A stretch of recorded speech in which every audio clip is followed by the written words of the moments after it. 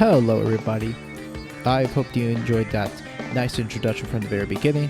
Something a little bit different today.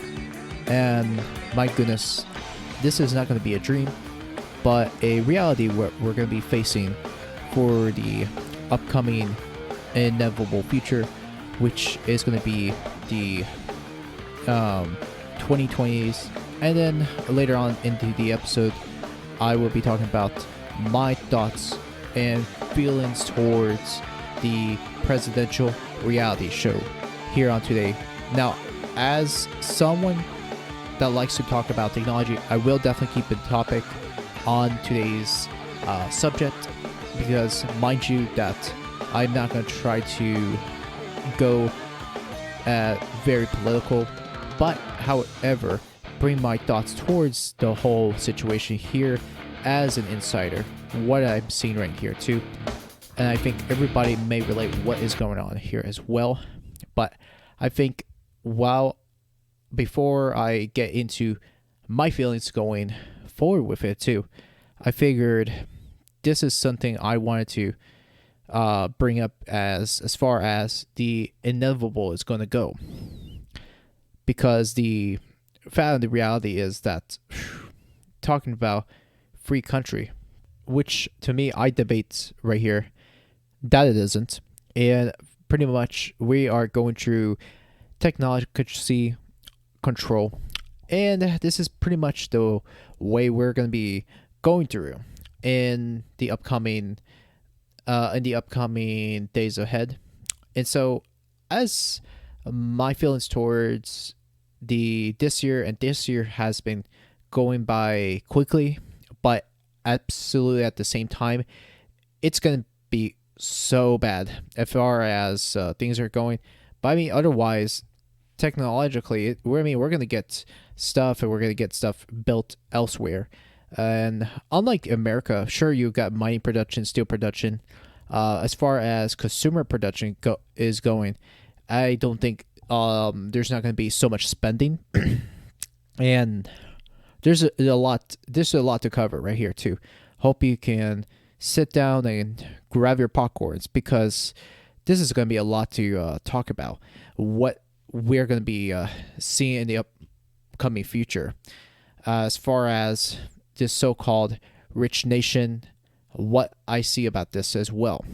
And however, I will tell one thing is that if you're talking about customer service, it's going to be around. And I know that's going to be something that's going to be around forever. As far as the software production, that's still going to stay around in the United States. And that's one thing I think that's still going to make a lot of money. And I mean, a lot of money elsewhere in any country if you think about it too. And now hardware production, that's where I see that we're not going to get so much of the production in the United States as we are seeing, because most of the production here is not pretty much non-existent. Hardware, not at all. You're going to have manufacturing outside the United States, as always, China and other Southeastern Asian countries that is going to do that work, and then as consumers from first world countries will have to pay for that, of course, just like anything else. And that's one thing I would say that is that we're definitely not heading to the right direction where this is going. And I think a lot of people are not looking at the bigger picture of what we are seeing as far as it goes too. Now, however, I know that many people will kind of get upset what I'm going to say, but it wouldn't really matter at this point, because I know a lot of people here outside of the world look at the United States very positively. And the fact, as an insider in the United States, I see what's going on. I see what's trending here in the technological and political sense. Now, I pretty much gave that up a long time ago, that I'm not going to even bring in politics. By the way, I will say is I used to be up in up following up on the politics, but now I don't follow the trends on Twitter. I don't care what's trending elsewhere in the news. Nothing like that too. Pretty much at the end of the day, I'm a technologist. I don't give a crap about that shit. And because the whole thing of the matter here, I see this as it's political bullshit. Pretty much. And so that's how I see what is going on in the United States. So you got one ring, one side you have Biden and the the candidate running. And then the other side you have Trump running as the incumbent right here too. So it's going to have to be either or. And to me, this is where I say that at this point, it doesn't really matter politically. And I have no desire to follow up that nonsense anymore too. I used to be up in that, and I did vote it, I would say, twice. But however, even before 2016, I did not give a crap about that too, because I knew that the political system in the United States was pretty much a joke. It's still a joke today, and I'm not gonna even dwell on it that much. And as far as a country, and say that we have the strongest economy ever, and all that too, which I will agree that it all comes down to politics, which, like I've said before, it's political bullshit. Basically, that's how I am seen. So, anyways, I'm going to try not to spam that button because I'm sure that may annoy so many listeners. But we're going to definitely try to get into some news that is going to be quite bearish and then some quite bullish on what anyone can do. And I would definitely be up right in front, as I'm sure that not many people know where I stand. And to me, I stand pretty moderately. And to me, I don't give a damn whatsoever, because I pretty much try to look at both ways and both lenses, how I see things accordingly too, and try to do myself best as I can. I will ramble a bit, so don't worry. If this episode is not for you, I best advise that you kind of flip to the next episode. So anyways, let's get to it. And one of the main things I will say with this year going by, and I think a lot of the limitations that's been putting a lot of restrictions in many states, but not all states, but many states. I would say that if you've lived in New York for many years, you would know that the way your state is going and stuff like that too.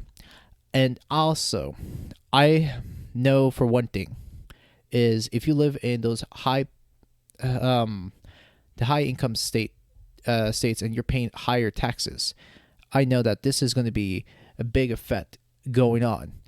And I know that as for many people listening to this political reality show, I know that none of the two, myself personally, don't make diddly squat for change and stuff like that too. And I think this is like the same thing, the same rhetoric, all this nonsense going at it for every 4 years of this garbage.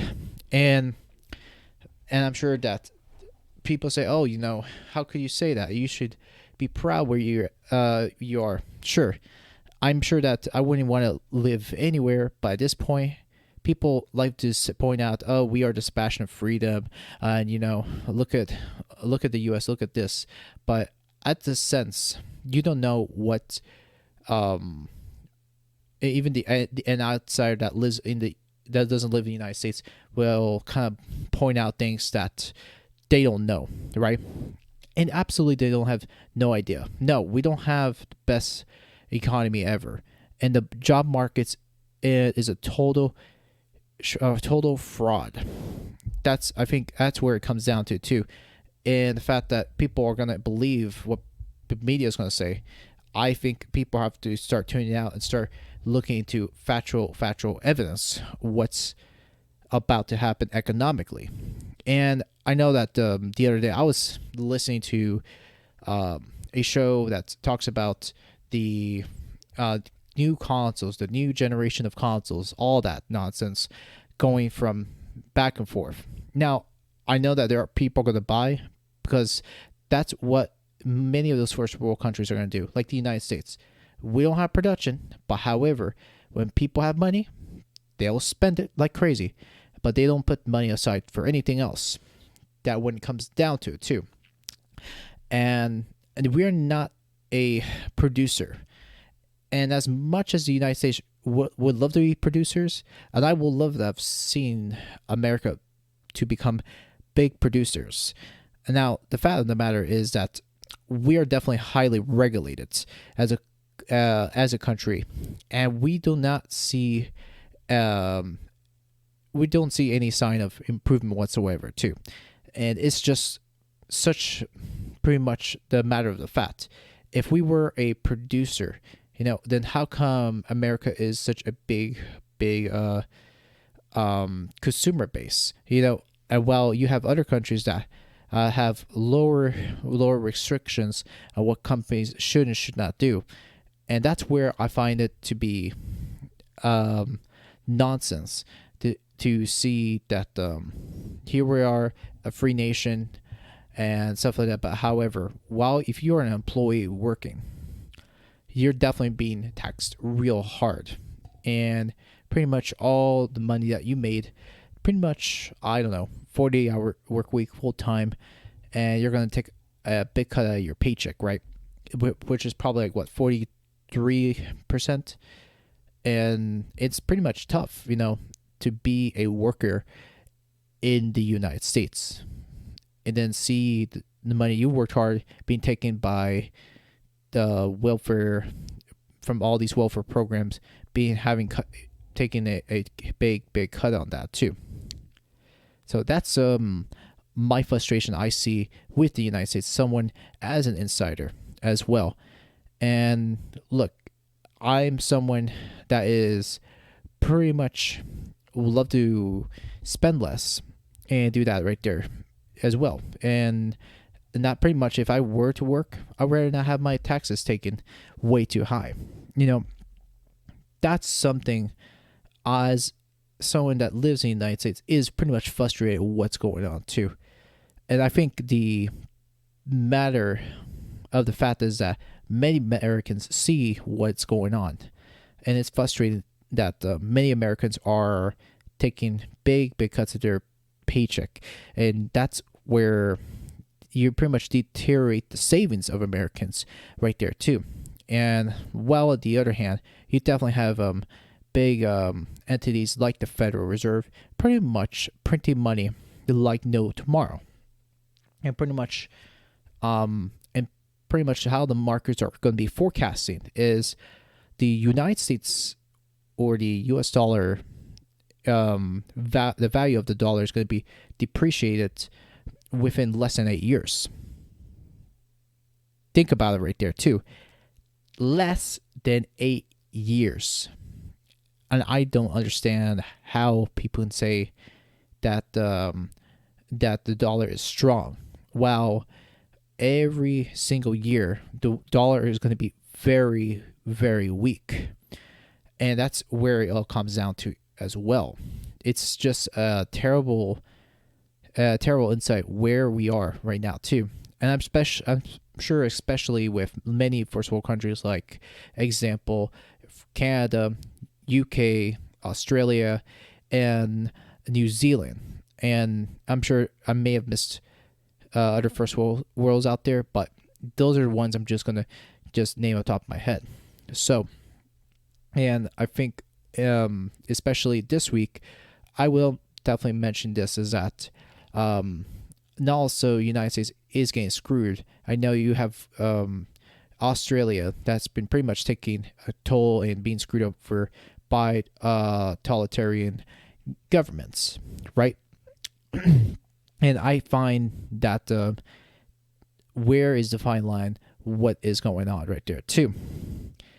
And I've been paying attention with Australia, and I know the other week, I've been telling myself, maybe I should cover Australia, and maybe I should have covered Australia, the whole thing about the whole big news circulating about Australia's technocracy, the high surveillance, and the end of encryption, which I was thinking about doing a separate episode of it at some point in the podcast. But I think at this point, I might as well pretty much include my opinion on this. Was that there was a bill that's already been passed in Australia that's pretty much banning all encryption.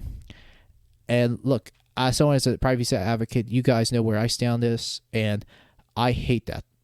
I despise the bullshit that is coming from Australia, and that prime minister, which I will not even bother looking him up. I would say that he is a son of a bitch, and I would say that this is why I think a lot of first world countries are pretty much losing their freedoms over the right to protect your privacy. And this is where I find these countries are pretty much going to be taking the fall. And I know that a lot of people are just pretty much fed up with the lockdowns, and I'm sure that's what's going on. That's the truth of the matter for what's there is to come. And let me go ahead and pretty much break this down in one session. Is that I feel bad pretty much of people being locked out everywhere, and that can't really go in anywhere else. I mean, that is very sad. I mean, people will take both sides about the positive and the negatives on this pandemic, but to me, I find it more of a negative than I see with the positive.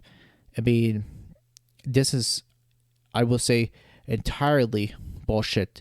They are locking this down for a virus, and especially you have studies about this over and over, which is pretty much going big as of right now, and which the survival rate for this virus is actually pretty high, 99.98% of the survival rates. I mean, who the hell is dying from this?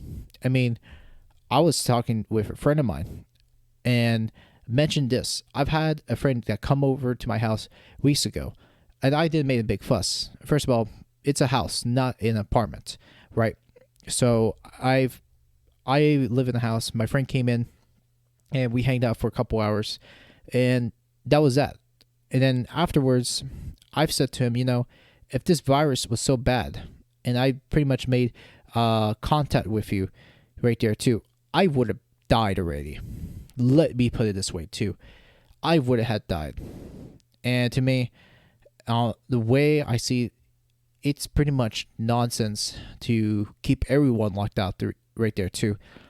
And I've actually said this with someone that actually interviewed me, and oh my god, I was hoping that the guy that interviewed me would have released the podcast. But anyways, he should be finished with that podcast not too long, which I've actually talked to him about it too, which I'm actually hosting the podcast, which I pretty much talk about technology, the motherboard, and he was very impressed about the episode I did with the AMD review, and he wanted to go over things and what it was like to build a computer. But anyways, I will make sure that I can get the information. I'll let you guys know with it in the next episode when the episode is out, and once I have new content coming out by next episode for episode 135, and I'll let you guys know as soon as possible.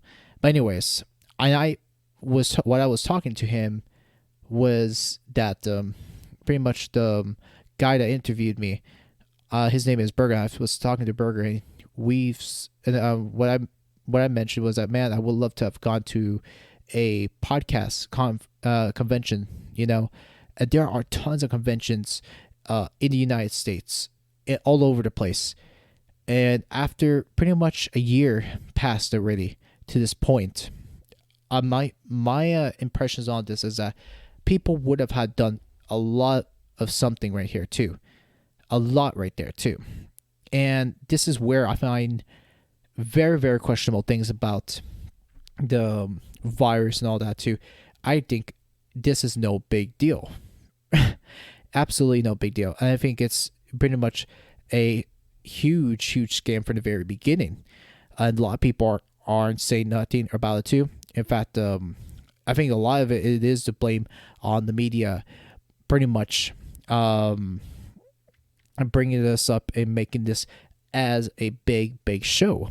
This is something for me, I believed it at first, and now I don't believe it now, because it is hysterical. I mean, it is hysterical how this has become. I do not like where this is going with this, and having to shut down the countries, and more than one countries, having to shut down with this small thing like that too.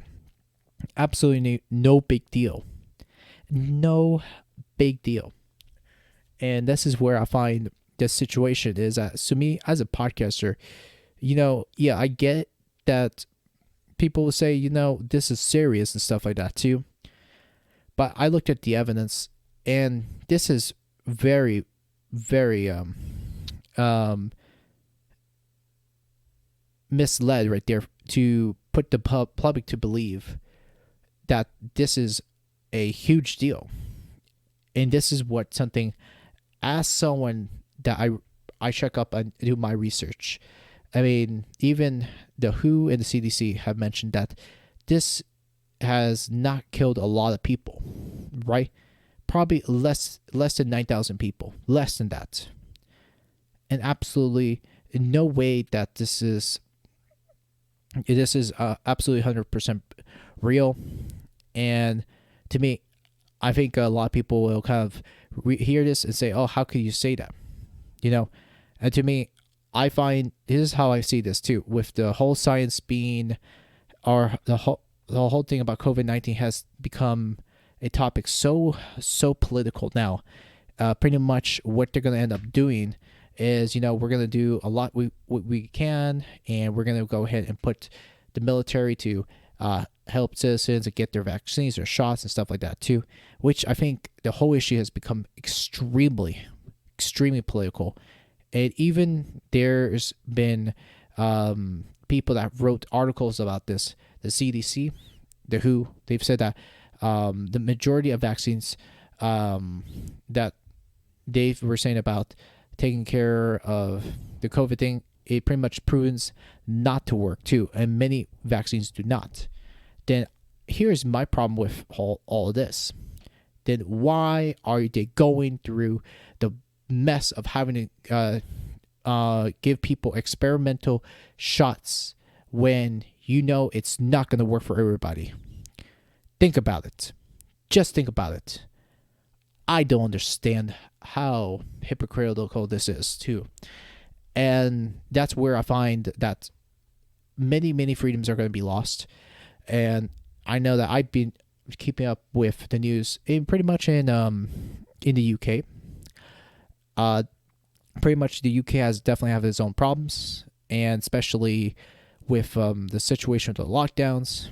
And even at this point, I'd say that for anyone living in the UK, it is not going to be the same.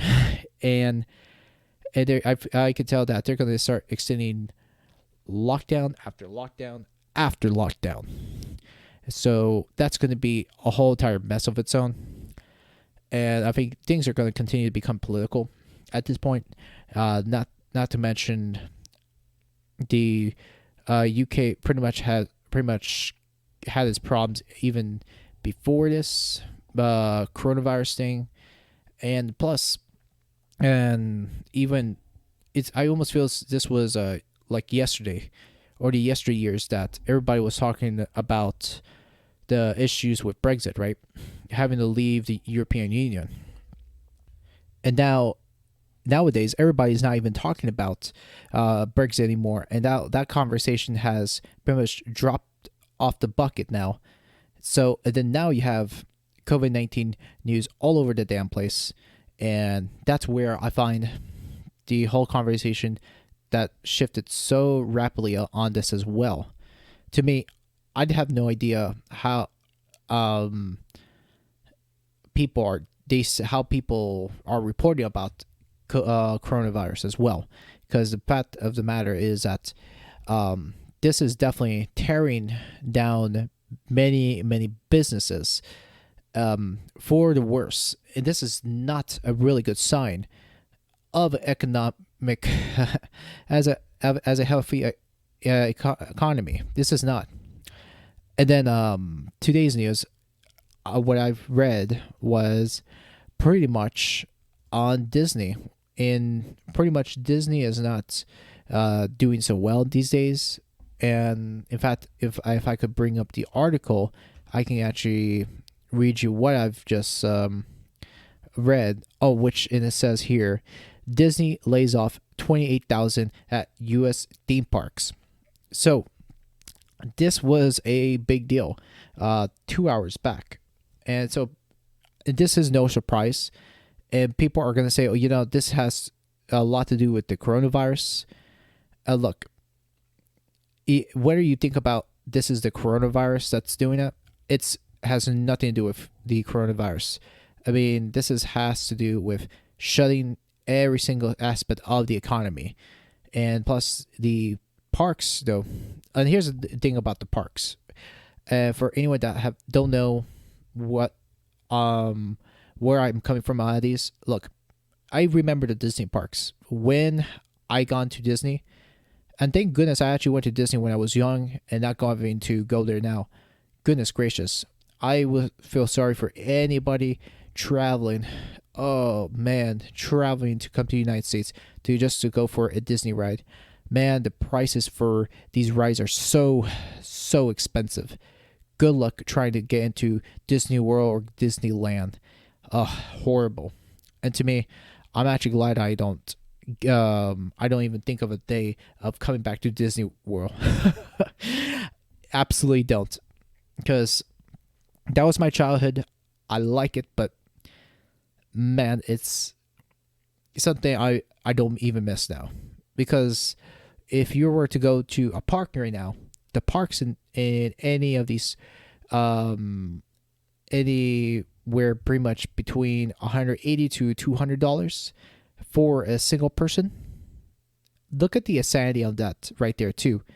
Gosh, I would be spending $200 on something else much worthwhile on something else than a theme park, for crying out loud. Goodness gracious. And look, and also that too. Also, Florida has had its strictest rules. Have not to go to the theme parks as well. And plus, I think the governor of Florida have said that they are not supposed to come to these theme parks and yada yada, right? So, and what I will say in some respects with Florida, and as a state, I don't like it. I used to live in Florida before, and I don't care for it anymore. And so to me, I have different feelings about Florida, but in respect with what went on, I know the governor of Florida, Rick DeSantis, actually opened up Florida, and even he brought the statistics. Gosh, just showed it up to everybody, saying that this has not killed a lot of people right there too, because even he brought the charts up, and the charts show that the survival rate of this virus is 99.98% chance. 99.98% chance with a rounding to -2% error.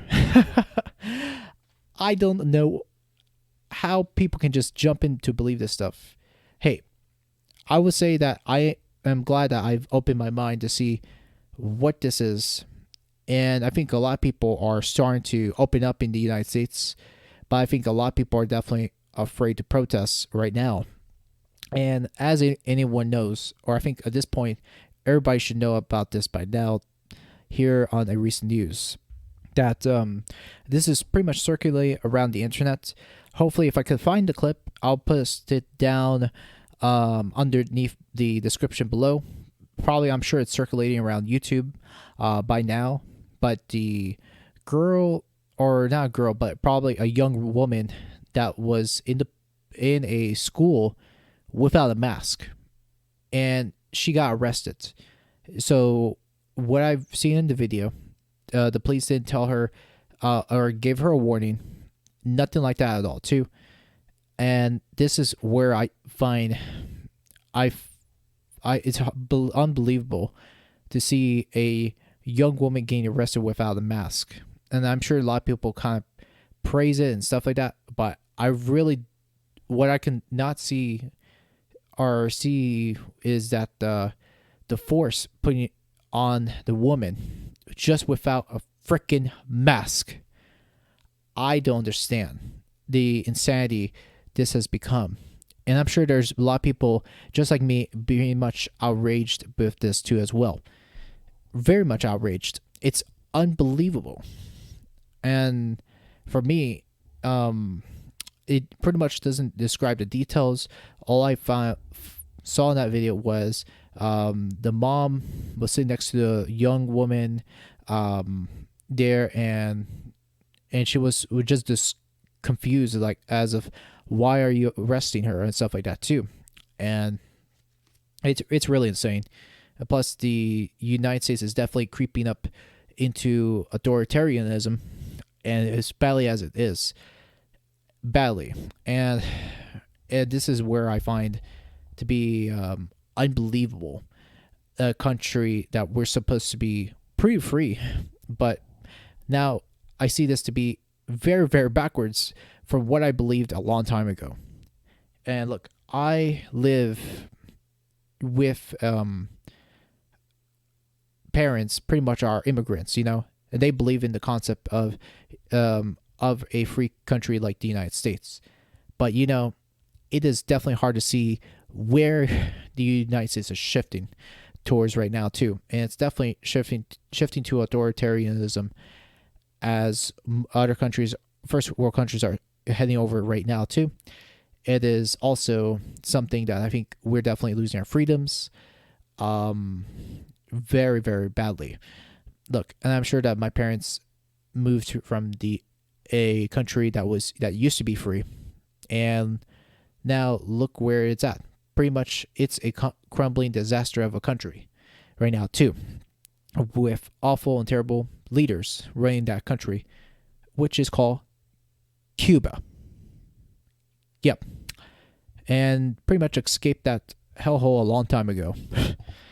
So, and as anybody know, this is pretty much where the United States is going to be leading to. And a fact of the matter is that the money printing will not stop, and it will continue on and continue on pretty much within my lifetime. Sad as it sounds, but that's the truth. And as the world is shifting, we're definitely going to see more Americans on homelessness and things like that too. And here we are, we're supposed to be the freest country, right? And unfortunately, I think a lot of people think that regulations will keep us safe and help us with all that too. But when anyone looks up how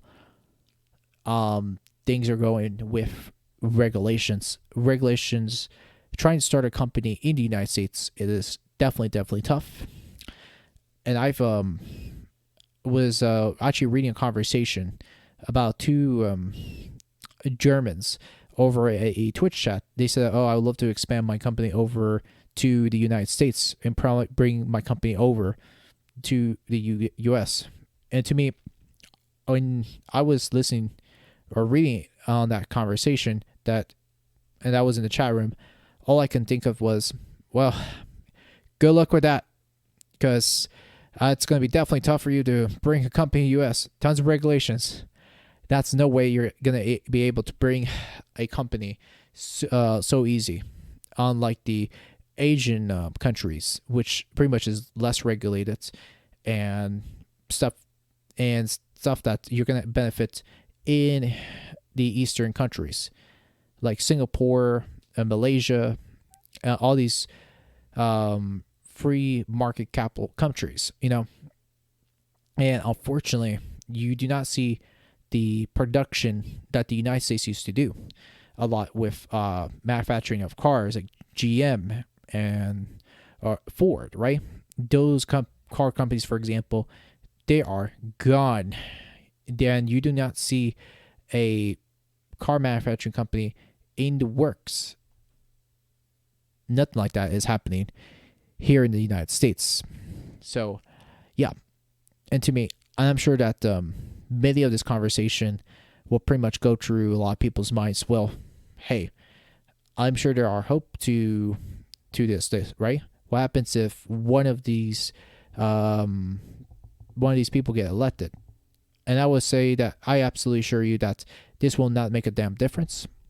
What is going to go on with this clown show between the two clowns that you're going to be seeing over here? And all I can say is, for me, and I hope people are thinking through this and hopefully looking into getting the hell out of these countries, these first world countries, because this is definitely not a good sign where we are at as a country. Because to me, as someone that is a technologist, someone that loves computers, I want to see more regulations cut and having more jobs coming in, And I think what does definitely hurt people or in entrepreneurs running companies is that you cannot bring in more manufacturing jobs unless if you're an Amazon, for instance, if you're a big corporation. Now, I'm sure that the little guys, these small entrepreneurs, are definitely getting screwed all the time with the amount of higher taxes they're going to be moving. And there's also, let's just put it this way too. I'm just going to give an example. And to me, it wouldn't matter if we were to move to a state that has lower taxes. Let's just put it this way too. And there was an example. Actually, I'm not gonna say this. Paraphrase it all the way. What Andrew Harrison said, but pretty much he said it really, really well in the video too. And I definitely encourage anybody to check it out, watch it, what he has to say on the video. And the title of the video, it says, "What happens to Nomad capitalists if Trump wins?" So he pretty much explained it really, really well, what he discussed of what's going to happen. And so and what he said right on the video is this. If he's your guy, or if Biden wins, if he's your guy, I don't think you're entirely out of the woods. Now, the people who have been calling us are more people who are hoping Trump wins because they live in the United States. Perhaps they like living in the United States and they'd like to keep living there, but they see what is happening in the United States and they see what's happening in the West with people calling for higher taxes, people calling for new kinds of taxes, people calling to punish the wealthy, even riots and violence. I think a lot of people are scared on all sides. Now, the decision that I made when I left the United States for good was to not get involved in the politics. I talk about how it may affect you, but I don't take sides. So you'll forgive me if I'm not going to, be on Trump's side or on Biden's side. I'm just trying to, be here helping you look at the facts. And so, kind of the second concern that I look at is when people they think that if their guy wins, all is perfect. That to me is a recipe for disaster, because the point of what we talk about in having options, having a backup plan, a plan B, having an insurance policy on your citizenship, on your tax rate, on your business, on your assets, it's not just a matter of hoping that your guy gets in.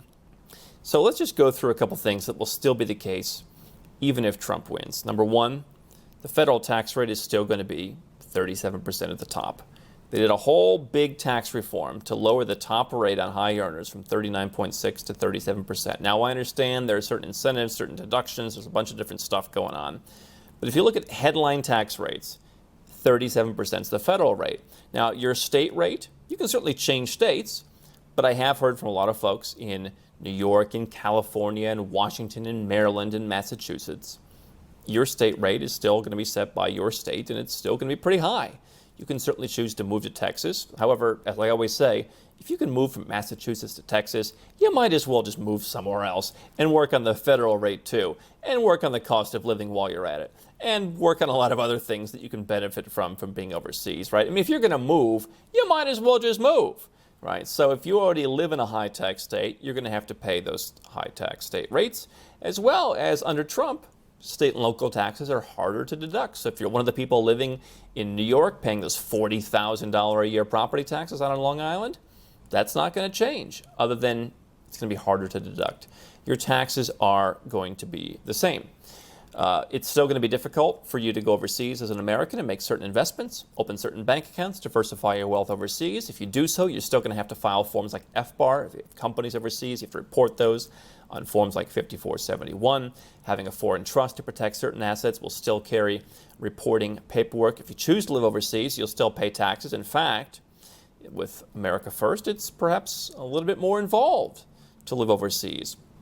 You could go to Puerto Rico to avoid that. But do you want to live in Puerto Rico? Maybe, maybe not. You're still going to have increasing unrest. Now, I don't want to get too deep into this one, but who knows what happens? I tend to think that no matter who wins, you're going to see some kind of craziness going on. And you're still going to have all the people around you who think that if you're wealthy, you're the devil, who think that you need to pay more of your money, who think that billionaires shouldn't exist. Next, it'll be millionaires shouldn't exist. They want to impose a wealth tax. They want to impose an inheritance tax, or bring down the levels. They want to take the cap off of Social Security so that you pay endlessly and turn it into a total welfare program. Those people aren't going away, and in 2 years, they could take control of the Congress. In 4 years, they could take control of the presidency. And so, this idea that we're just going from one crisis to the next, I think, is never a good way to manage your affairs, not a good way to manage your life. Yeah, so there you have it. Pretty much, Andrew Harrison is correct. Things are going to be really expensive, and you're never going to keep most of that money, quite unfortunately. And look, in being a worker or being an entrepreneur, in that fact, you're gonna pretty much have a lot of money taken away, which also depends on what state you live. You're never gonna be able to keep the money that you're gonna earn. And plus, if you are making a lot of money, that will hurt you as a pretty much both a worker and an entrepreneur starting up a company. I think it's definitely going to hurt more entrepreneurs than the worker itself. So quite honestly, and if you are going to be moving from one state to the next, I will say it wouldn't matter what state you live in, because the thing about it is that you're still going to have to deal with the federal tax. So it's like, okay, it wouldn't matter. Obviously wouldn't, because at this point that is still a lot of money taken away from you. But that being said right there too, that is something, the idea I will put down what he's pretty much clearly has said within those 4 to 5 minutes in that clip. But however, I didn't want to continue playing that clip because I want you to listen to the entirety of your own, and pretty much you guys can make your mind out of it too. So, because the thing of the matter is that it is always good to have a plan B with you no matter what. And I know a lot of Americans, and that right there, I definitely agree with the Nomad capitalist ideals. And he, on the other hand, he's been featured on so many places out there too. So even he has said in the past that he pretty much has talked about his feelings and things like that about the United States growing up there in Cincinnati. And to me, I have the same feelings as well. even as an insider as well, looking in, and look, I understand that I come from an immigrant, a pretty much both of my parents are immigrants, and I understand they've always talked about the concept of freedoms in the United States, and I get where they were coming from. And I think the fact of the matter is that we're definitely losing a lot of the freedoms that we have here in this country. And yeah, it's pretty much sad, but it's pretty much true. Now, I do want to go ahead and expand about my the ideas on what anybody can do. And however, I'm sure that a lot of people's minds, or I know that not many people don't have the money to make a big move and get the hell out of the country, right? Because I'm sure that with so many restrictions everywhere else for travel, I think it's not the most ideal thing to do. And then probably not something I would encourage anybody if you can't. Now, because something is something you really, really have to consider if you're really going to make a huge move outside the United States. But that's not my thing. I would ever encourage anybody unless if you're in your own free will. And here's one thing I think I find comical. I remember back in 2016 in the election between Donald Trump and Hillary Clinton, I remember people said the same thing about moving to the United States. And anytime I've heard people say that, they will say something and I almost felt they never meant it. And guess what? They never mean a damn thing. And they're still staying around this country. They haven't done a freaking thing to do anything to get out of the country. If they mean it so much, then how about do it? Absolutely absurd with these people. I mean, seriously. What a mess. What a mess. But I honestly don't think any average person has a plan B in mind what they're going to do. Because as much as the job markets are going to be around in the United States, and there's still going to be jobs here, but many of these jobs are still going to be exported to other third world, second world countries, that you kind of think in your mind that is this something I want to do and something I want to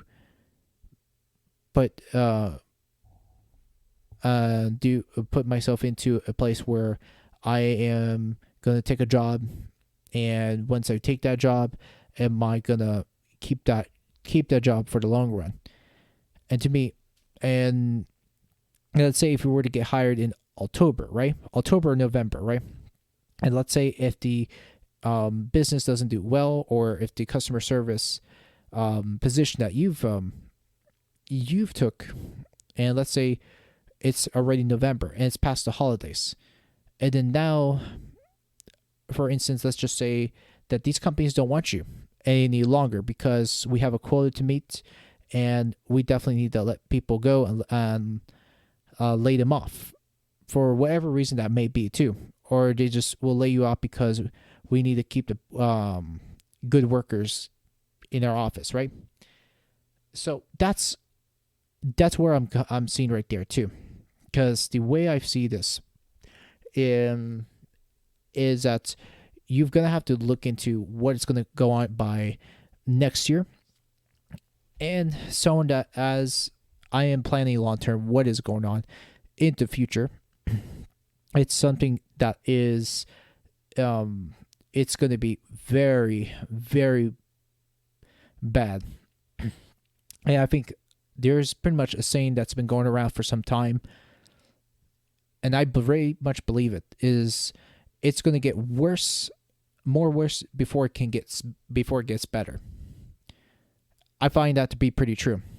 It will get worse before it gets better, because the situation is just going to continue to wreak havoc on people's economic finances, all that stuff.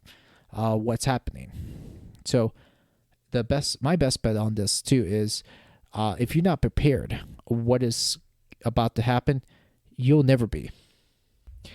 And if anyone is listening to the podcast, and if you are a person in the United States or a U.S. citizen, and if you don't have the money to put it down, I'm sure now it's probably a good time to start planning for the inevitable future. For instance, if you're going to be planning on staying in the United States because of financial reasons, or you just can't leave the country for any for what reason that may be, my best bet is, like, if you're going to be staying and if you need to plan for agriculture, right? And if, let's for instance, a food shortage were to come into a mist, and I'm sure there's actually a lot of reports talking about food shortages and the fact that there's farmers struggling in the West Coast because of the fires and many situations. It's pretty much placed it that way too, because we definitely have crops parts of the United States, and it's pretty much a disaster what's going on into these farmers that can't really pretty much manufacture or grow food. And this is really, really important because we have a huge agriculture in the United States. And it's going to be very, very sad where it's going to go. And I know a lot of these people in pretty much in urban, these urban cities, the pretty much I call the urbanites, that people living in California, New York, Illinois, Connecticut, New Jersey, and Massachusetts, and so on and so forth too. And these people, like the urbanites, that pretty much live in these urban homes, and they will not know how to survive. They really don't. And I think the people that are going to make it well enough, I'm sure, are people that have farm agriculture and pretty much with a huge backyard that can grow your own food. Because at this point, it's going to be definitely tough where America is going to go within by the next year. And that's where I think things are starting to be very, very bleak when how things are going to go.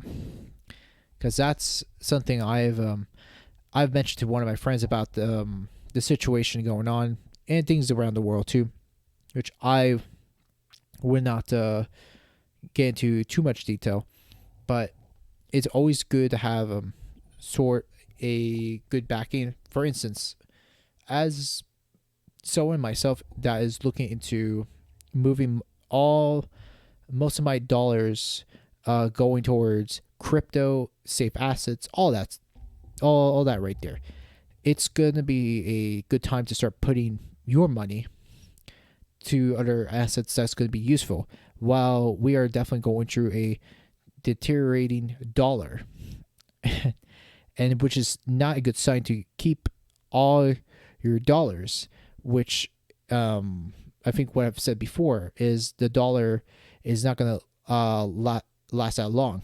I mean, it's going to pretty much devalue within less than 8 years. That's pretty much a short amount of time if you think about it right there too. And no one in any other country is not going to use the US dollar, nor the US dollar is going to be the world's currency anymore too, to put it that way too. And that's why I've always encouraged anybody to look into investing in crypto.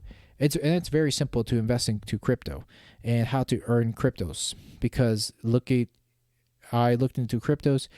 It's not terrible. Now, if you're going to be talking to me about strategies in cryptography, how to earn in crypto, I'm not the guy to talk about that.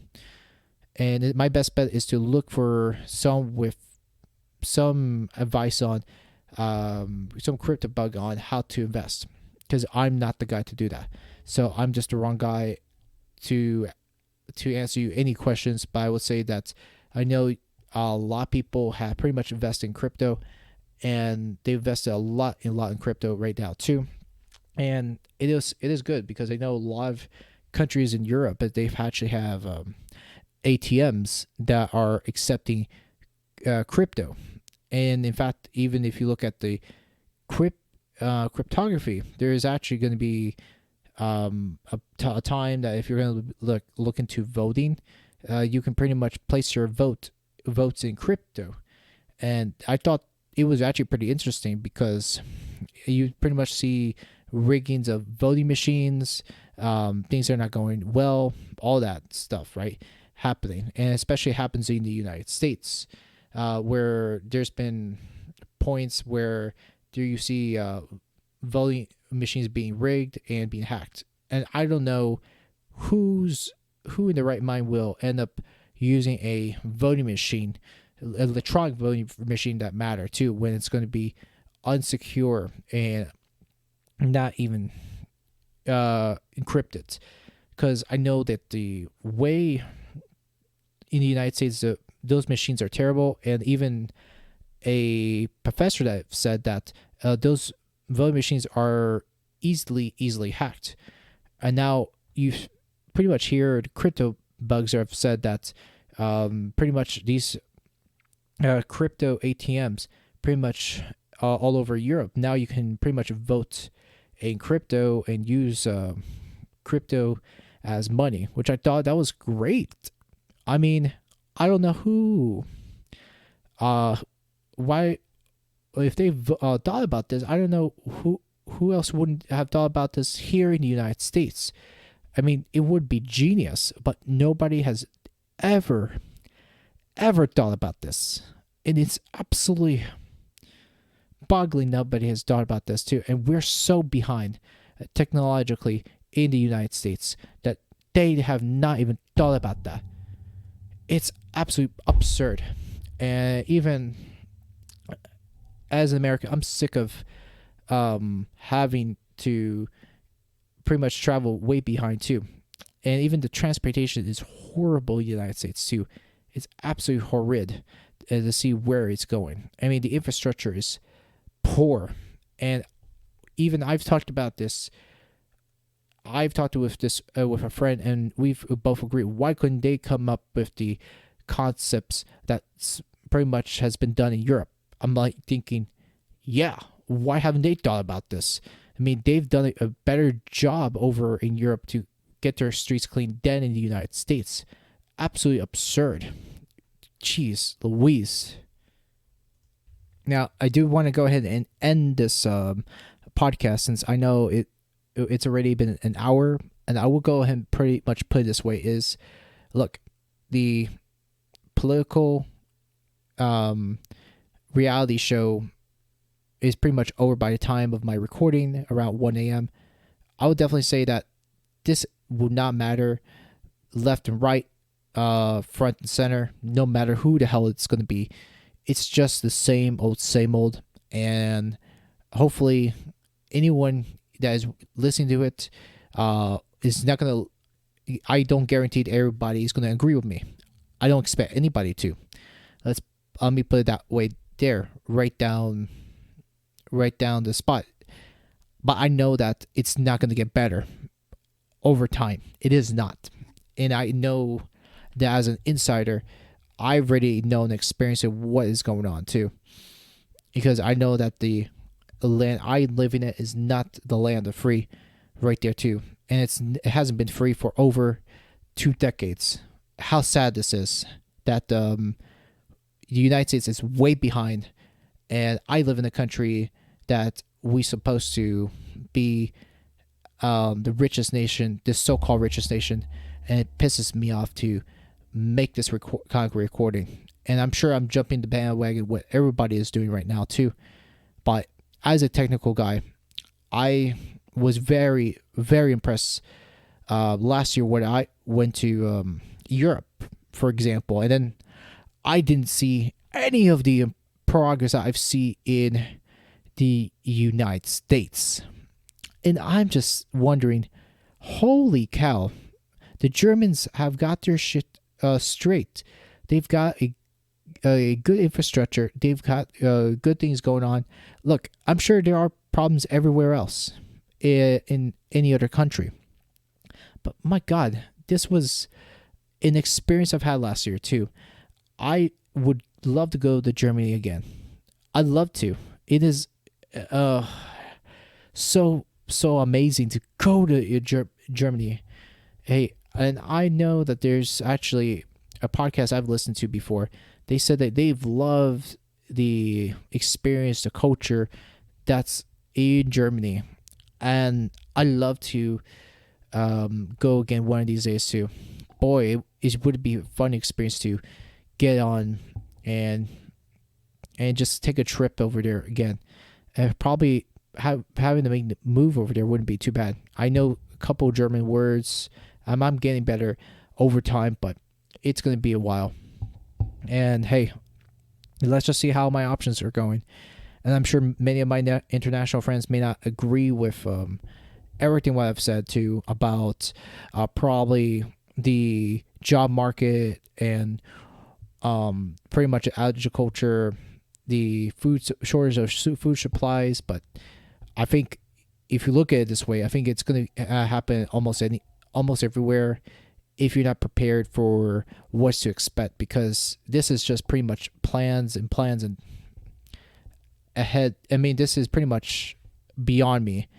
That I felt that when I was listening to so many people, especially how this pretty much was a plan. It was so planned ahead, how this pandemic was pretty much so orchestrated. The probably best way to do that is so orchestrated in a sense that I think it was just so planned out that people can eat this pandemic news, eat it all up, and believe what they're going to believe it as well.